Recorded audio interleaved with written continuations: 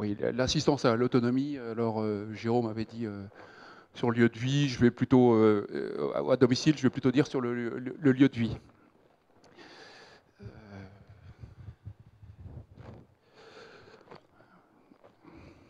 Voilà, donc j'ai déjà présenté un petit peu le groupe Legrand. Donc le groupe Legrand, un fabricant de matériel électrique et de matériel aussi pour les réseaux de communication.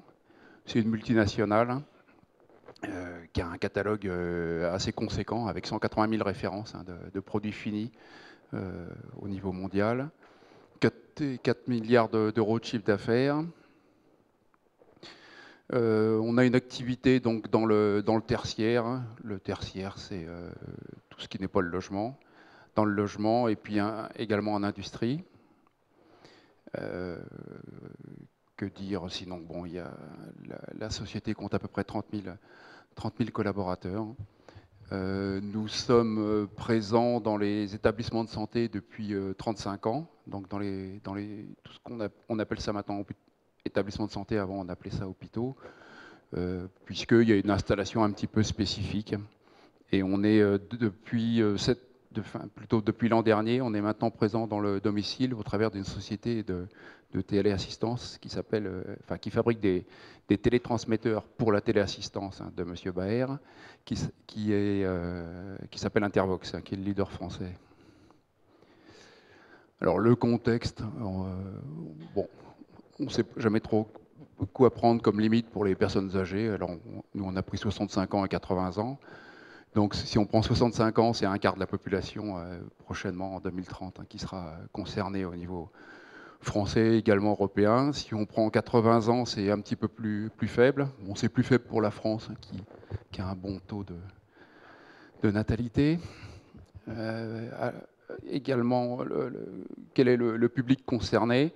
Le public des personnes dépendantes, c'est 1,1 million personnes, dont 60% qui sont à domicile.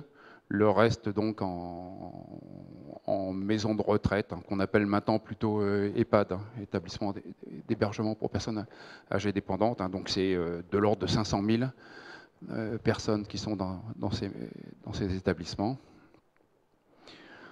Il y a quelque chose qui, bon, M. Baer en a parlé à l'instant, qui est important au niveau des risques potentiels, c'est les chutes, puisque la chute, c'est assez énorme au niveau des personnes âgées. C'est 10 000 décès par an en France, donc c'est des chiffres absolument considérables. Donc ça arrive fréquemment au domicile et en général c'est, nous dit-on, puisque nous on écoute ce qu'on nous dit sur ce genre de choses, c'est quelque chose qui déclenche un petit peu une situation disons que ça amorce la chute au sens plus figuré de la personne. C'est vraiment un événement déclencheur qui des fois entraîne une hospitalisation et qui donc amorce en fait une déchéance un petit peu de la personne. Alors il y a d'autres accidents de la vie domestique que la chute, qui est provoquée par des obstacles ou des endroits mal éclairés. Il y a tout ce qui va être tout ce que les accidents domestiques, mais qui statistiquement sont beaucoup plus faibles. Donc tout ce qui va être feu, gaz ou des choses comme ça. Il y a aussi un problème important maintenant de plus en plus qui est l'accès, les contrôles d'accès au niveau des personnes, puisque les personnes âgées dépendantes qui vivent chez elles ont beaucoup d'intervenants. Il y a beaucoup de clés qui circulent. Il y a souvent des problèmes de perte d'objets, pour ne pas dire vol. Bon, la démarche qu'on a, Legrand, c'est d'agir évidemment sur ce que l'on sait faire, c'est-à-dire sur l'installation. Donc l'installation, au départ, elle est plutôt faite pour donner du confort. Et en fait, progressivement, on peut la faire évoluer pour aller vers des notions plus de sécurité de la personne et également accroître les possibilités de communication de la personne. Alors, l'idée aussi de l'installation, des matériels d'installation, c'est de pouvoir réaliser des installations de manière assez légère, c'est-à-dire de ne pas trop perturber les personnes. Les personnes âgées sont plutôt assez souvent néophobes, elles n'aiment pas trop le changement. Donc moins on les dérange, moins on perturbe leur environnement, mieux ça se passe, hein. On l'avait constaté ça au travers d'expérimentations. Très simplement, quand vous faites des travaux qui sont longs chez la personne, il y a un phénomène de rejet, alors que si ça va vite, ça a beaucoup plus de chances d'être accepté, hein. Donc la méthode à employer est assez importante au niveau de l'installation. C'est difficile pour nous parce que on fait que des produits, mais on ne maîtrise pas l'installation, hein. C'est des installateurs qui font les installations pour nous. Alors, si on reprend un petit peu l'historique des fonctionnalités qu'on va avoir, donc sur les lieux de vie, donc je vais dire lieu de vie, le domicile et l'établissement de santé, la maison de retraite, il y a une fonctionnalité historique qui est alertée et incontournable, hein, qui sera toujours incontournable, c'est alerter en cas d'incident, hein. Donc on va voir en établissement, c'est l'appel infirmière, au domicile, c'est la téléassistance, bien entendu. Aujourd'hui, donc, on va plutôt développer des fonctionnalités qui sont plutôt de l'ordre de la prévention. On va agir et prévenir, donc modifier l'installation pour faire en sorte, par exemple, de prévenir les chutes, pour faire en sorte également dans les établissements de prévenir des infections. Et on va voir que ce qui va plutôt être probablement l'avenir, c'est évidemment favoriser le lien social, hein, ça on en a déjà parlé, et aider les aidants, hein, qui sont sollicités, donc soit les aidants familiaux, sociaux, donc au domicile, soit les aidants professionnels en établissement. Donc, on va dire, par rapport au thème donc, des STIC, quoi, en fait, il y a beaucoup de communication pour prévenir. Il y a également tout ce qui va être traitement de l'information pour agir. Alors, dans le détail, les solutions. Solution d'appel infirmière, c'est ça. Alors, il y a maintenant dans pratiquement tous les établissements, maisons de retraite, une applique au-dessus du lit, hein, donc pourquoi? Parce que maintenant les personnes âgées sont de plus en plus dépendantes, hein, c'est souvent des GIR 1 et 2, hein, donc des gens très dépendants qui sont en maison de retraite, c'est de plus en plus médicalisé. Donc l'appel infirmière, c'est un système qui vient se brancher à l'applique, et quand on appuie sur le bouton rouge, eh ben, on appelle l'infirmière. Alors, c'est typiquement de la communication, hein, c'est de la sécurité positive. C'est-à-dire que si on débranche le dispositif, l'infirmière, ça va également prévenir. Alors, on a ajouté, il y a des petites innovations, bien entendu, qu'on peut faire. Là, nous, on a ajouté des commandes domotiques pour que la personne soit plus autonome de son lit, donc pour maîtriser son environnement, hein. Donc l'éclairage naturel ou l'éclairage artificiel ou autre chose, hein. Sachant que par ailleurs, ils ont la télécommande pour la télévision. Donc le pendant, hein, c'est la téléassistance, hein. Je ne vais pas insister dessus, on en a beaucoup parlé. Donc des fonctionnalités plutôt de prévention là, ou de confort, on va dire, pour établissement. Donc ce qu'on est en train de développer actuellement, donc c'est par exemple de l'antimicrobien, du matériel antimicrobien. Bon, là c'est des polymères, il y en a aussi qui le font avec du cuivre, hein, bien entendu, qui est réputé pour ça. Là, on a des appliques, par exemple, pour les personnes âgées qui font un peu moins hôpital, hein. C'est des appliques avec éclairage LED qui sont un peu moins grosses que les appliques d'hôpitaux, vous voyez, avec souvent les fluides qui arrivent, là, qui font vraiment très technique, quoi. On a également de l'éclairage dynamique, hein, donc de l'éclairage dans lequel on va faire évoluer électroniquement la température de couleur pour simuler le jour et nuit, bon, pour éviter de trop réveiller les personnes si elles se lèvent la nuit. Le pendant donc du confort ou de la prévention au niveau du domicile, ça va être ce qu'on fait du chemin lumineux. Donc c'est des automatismes d'éclairage.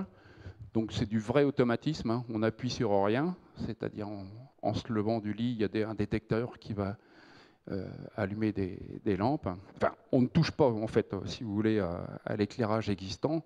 On ajoute plutôt un système qui s'intègre bien bien entendu dans l'installation électrique. Donc on va commander des lampes, on automatise également l'éclairage dans les toilettes ou dans le couloir, hein, donc pour éviter que les personnes, pour bien éclairer, hein, parce que si on éclaire bien, on éclaire les obstacles, on donne des repères de verticalité ou des choses comme ça. Donc là, on est vraiment dans plutôt de la prévention de chute, hein. Et là, donc plutôt traitement de l'information, si on va un petit peu plus loin. Donc ça, c'est une offre qu'on vient de sortir. On doit d'ailleurs être les premiers à la sortir au niveau, au moins au niveau européen, qui est plutôt de la supervision d'installation dans de l'établissement de santé.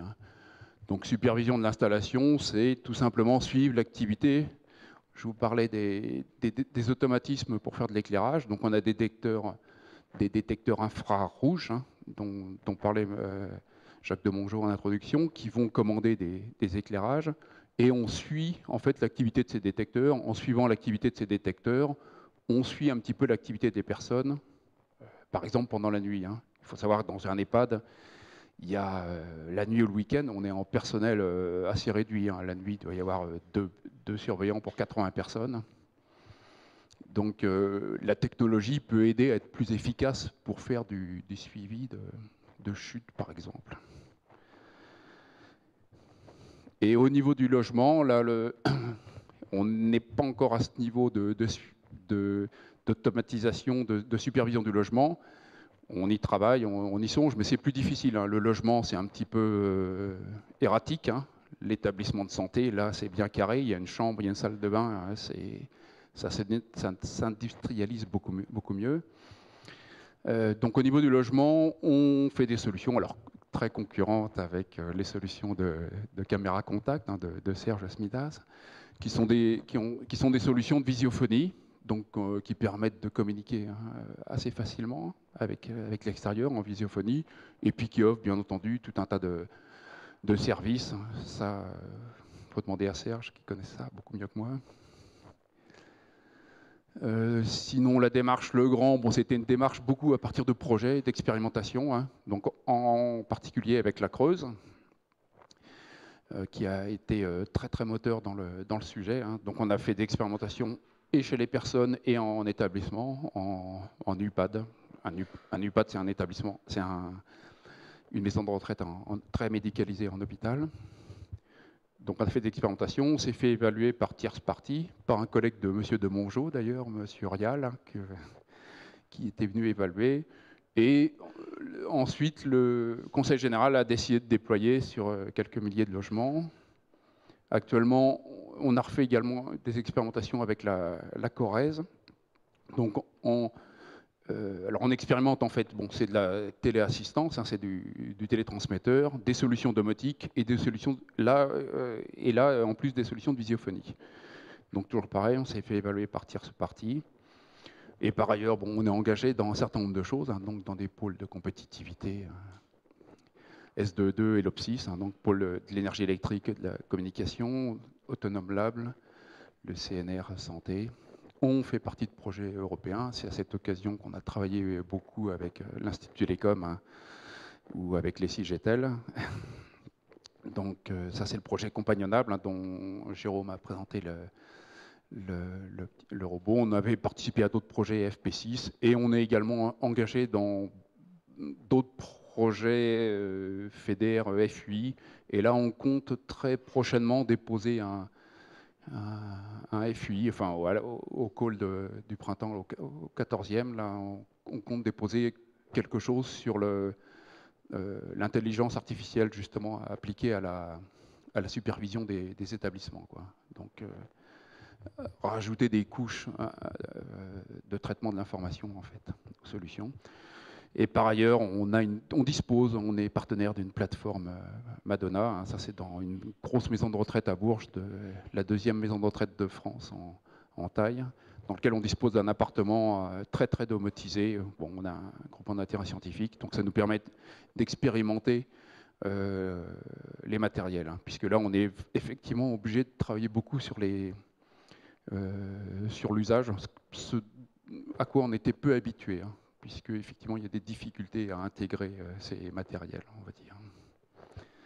Voilà, merci.